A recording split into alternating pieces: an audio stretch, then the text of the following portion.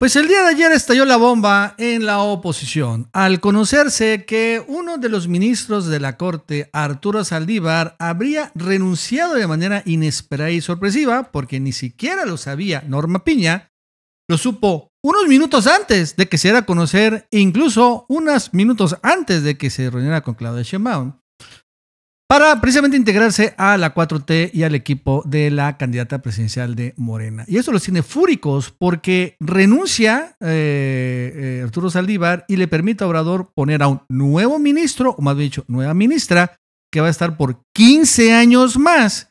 Y esto antes de que, bueno, finalmente salga en el 2024 Luis María Aguilar y le toque a Claudia Sheinbaum, si es que no hay plan C, vamos a ponerlo, nombrar a otro ministro o ministra, y con eso tendría ya la mayoría suficiente para transitar todas sus propuestas, sus leyes y cambios constitucionales.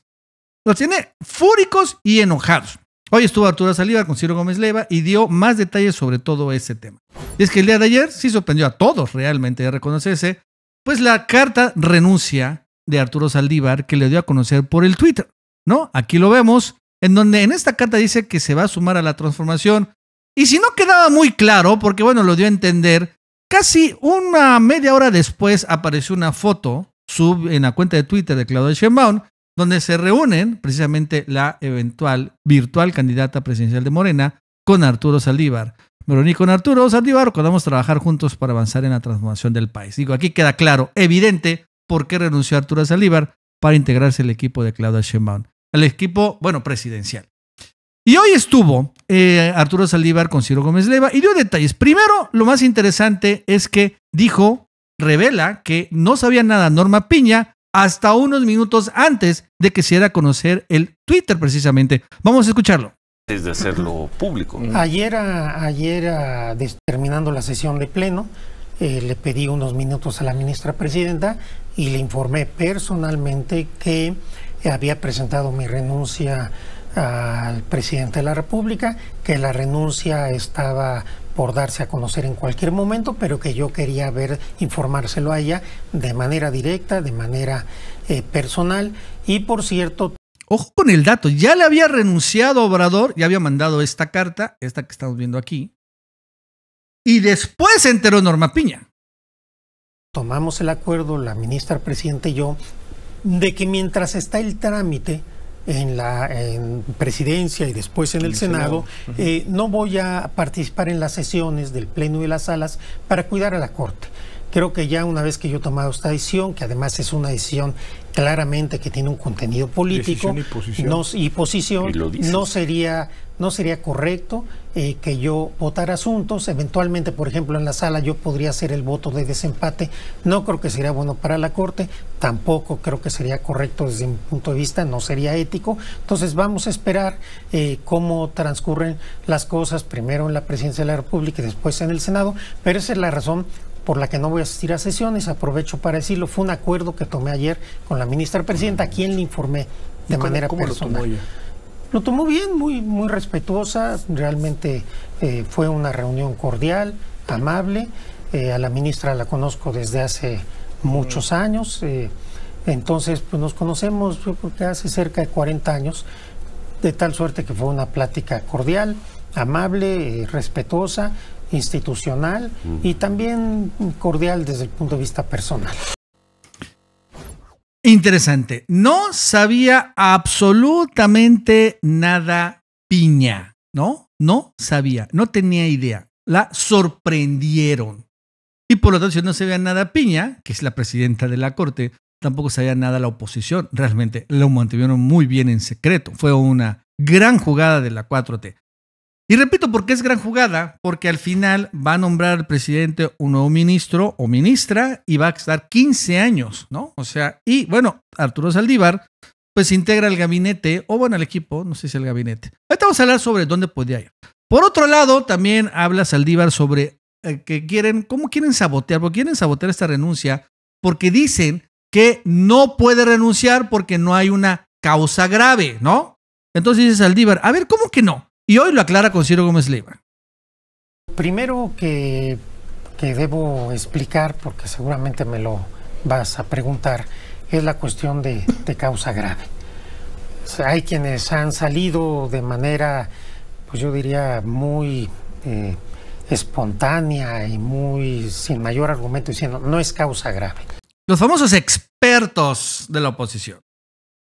Pero no hay ningún argumento. Un ministro solo puede renunciar a la Corte por causa grave. Por causas graves, así dice la Constitución. ¿Qué es causa grave? Realmente causa grave no es una causa trágica, no es una causa de enfermedad, no es una causa de discapacidad, o no solamente eso.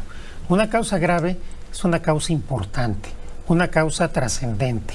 Primero, a juicio del ministro o ministra que presenta su renuncia. En los antecedentes legislativos de las causas graves para renuncia de ministros, no hay un contenido único, es un contenido amplio, es un concepto jurídico indeterminado, así se llaman en derecho, que puede tener diversos contenidos específicos dependiendo de las circunstancias. Entonces, en principio, causa grave es aquella causa importante a juicio del ministro que la presenta. Y la Constitución establece un doble filtro. Primeramente, el presidente de la República tiene que aceptar la renuncia y después aprobar el Senado. Es decir, tiene que haber dos instancias, las mismas que participan en el nombramiento de los ministros y las ministras, para determinar que la causa grave efectivamente se da en la especie. Entonces es importante porque quieren abortar la renuncia de Arturo Saldívar precisamente por esta razón, porque no hay causa grave, ¿no? Hay que tenerlo claro.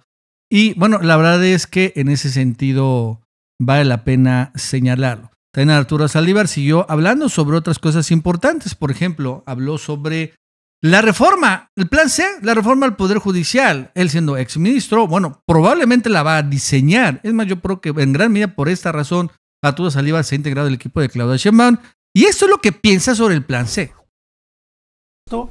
En el tema específico que me preguntan de la reforma judicial, yo diré en este momento que no debemos estar cerrados a nada. Todo está sujeto a discusión.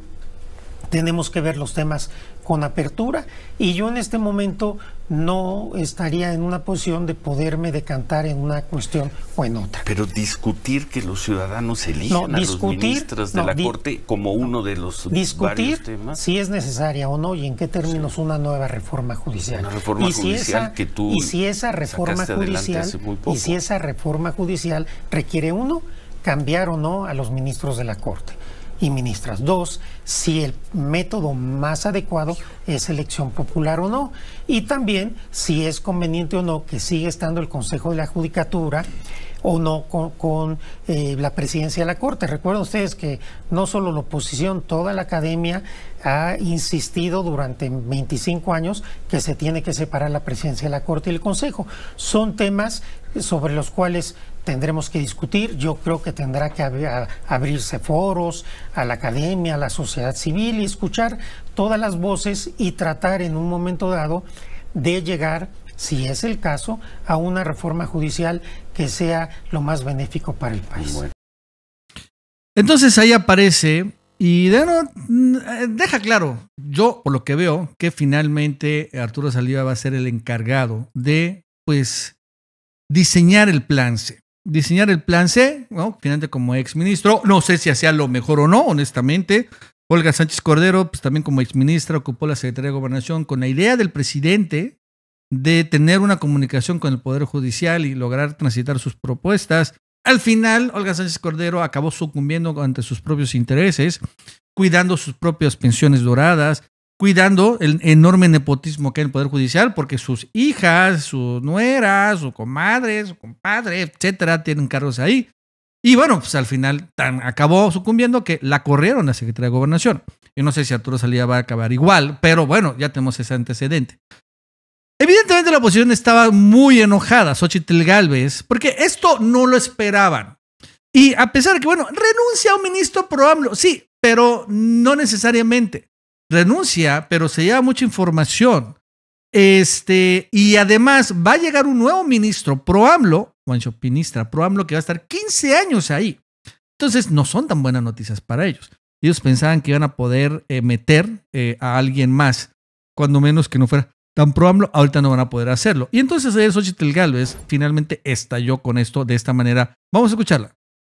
Pues seguramente Claudia está intentando ver quién le ayuda a aprender su campaña porque es bien aburrida, entonces va de picada, entonces seguramente va a tratar de buscar otros personajes, pero pues será bueno para el TikTok, pero no creo que sea bueno para su campaña.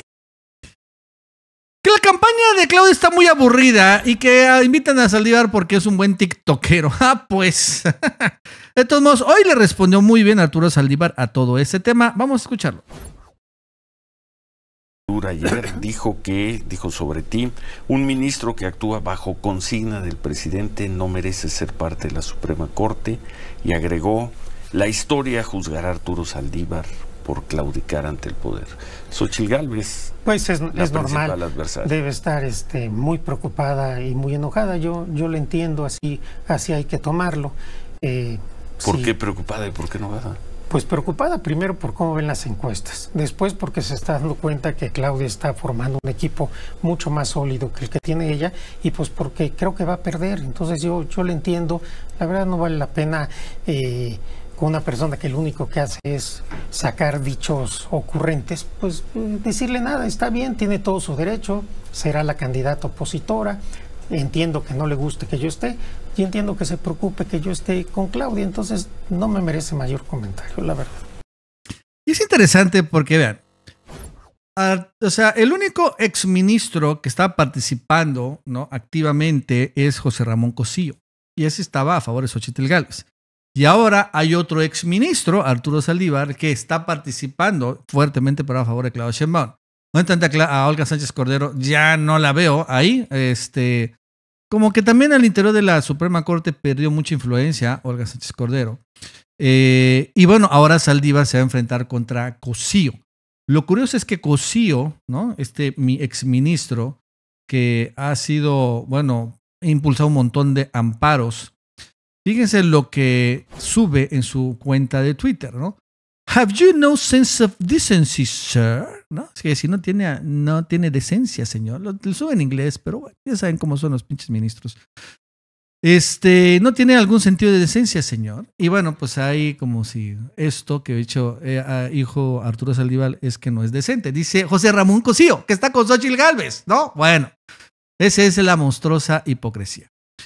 El presidente el día de hoy anuncia que, bueno, evidentemente va a aceptar la renuncia ya el día de hoy, ¿no? Va a mandar la comunicación al Senado y habla de que cómo va a ser la terna de sustituto a Arturo Saldívar. Vamos a escucharlo.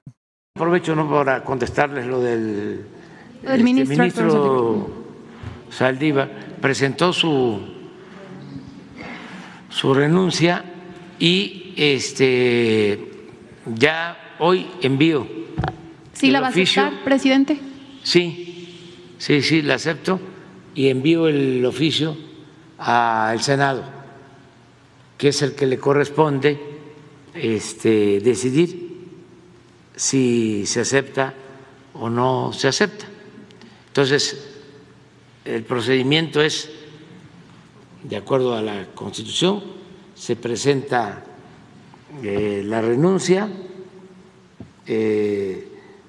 Yo ya la acepté y falta que la apruebe el Senado. Después de eso, si la aprueban, yo voy a enviar una terna para la sustitución. Entonces, ya voy a empezar a ver a quién propongo, a ver si tengo suerte y le atino, porque he propuesto 4 y 2 salieron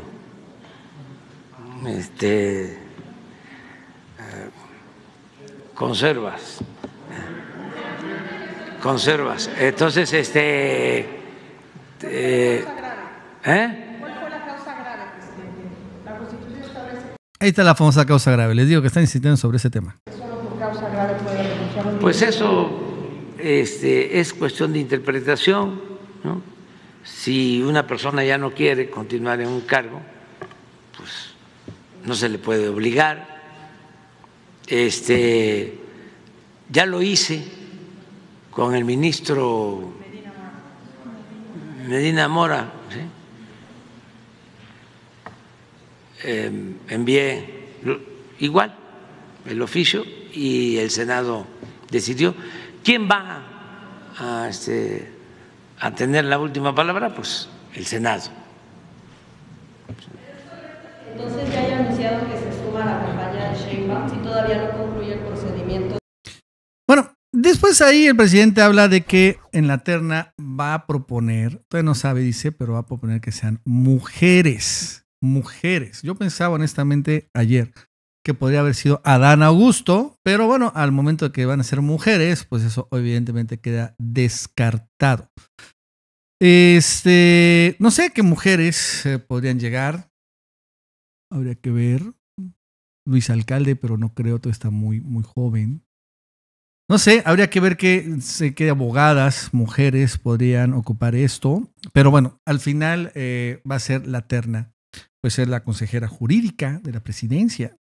Esta que incluso, acuérdense que se enfrentó con Piña recientemente. ¿Cómo se llama? No me acuerdo.